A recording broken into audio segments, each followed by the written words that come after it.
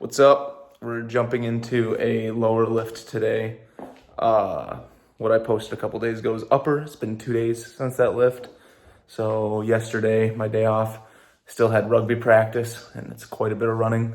So my body's definitely fatigued. Luckily, I'm not planning on hitting any super heavy weights today. RDLs are something I have programmed in. We'll see where we go with that. But besides that, the plan right now, I'm basically just getting warmed up. Joints are feeling about ready to go.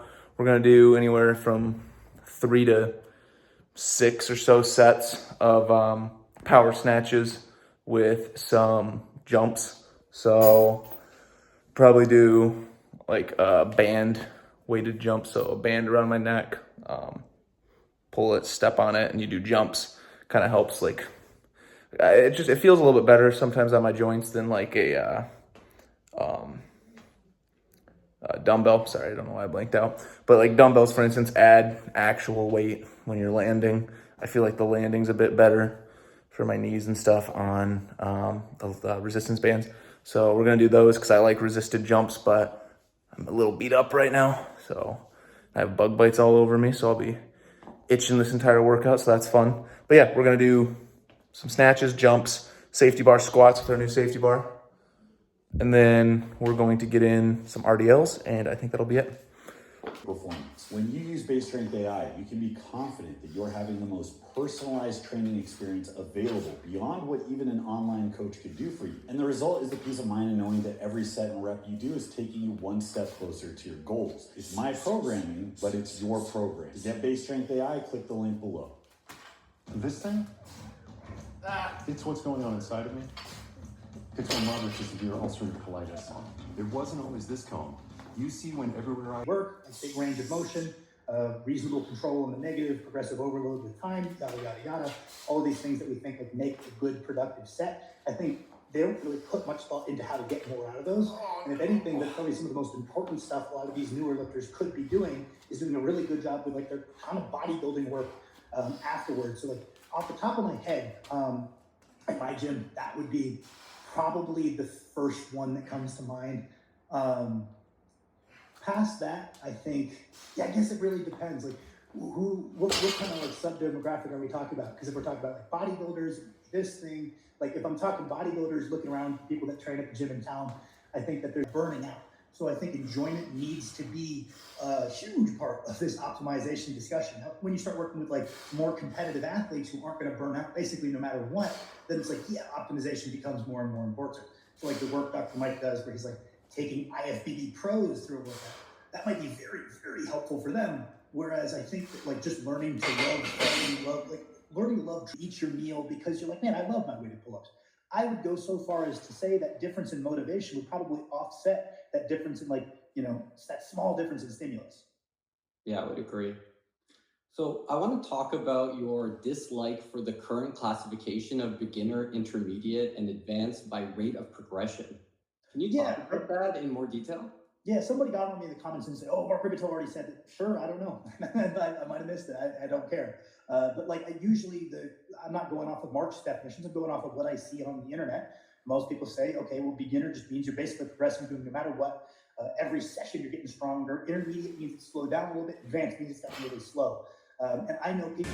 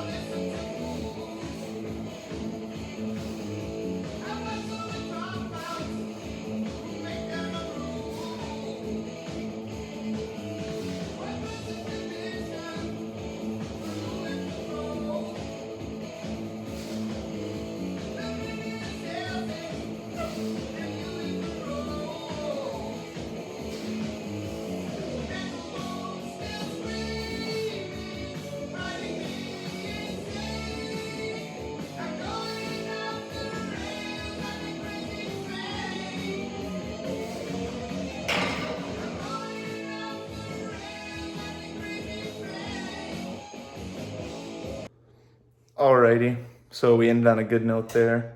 That was 385 for 10. I'm coming into today, I think I was planning on doing 385 for like 5 or 6, but last set, kind of just said screw it. You know, I have the belt on anyway because my back's been feeling like crap. So with the belt on, that was some added assurance. Just tried to send it, and we sent it pretty well. So we'll revisit, and next week maybe try 405 or something. 395 for sure if we get to RDL next week. I have a tournament next week, so it's Wednesday right now. So next week, Wednesday or Thursday, will be my RDL day, or whatever this leg day is. And if I do RDL, we'll for sure send at least 395. Probably keep it pretty low rep, honestly, though. Interesting. Don't know. My bench just rattled, but yeah, that's the leg lift. Tomorrow's upper, heavy bench, and some pin lay rows.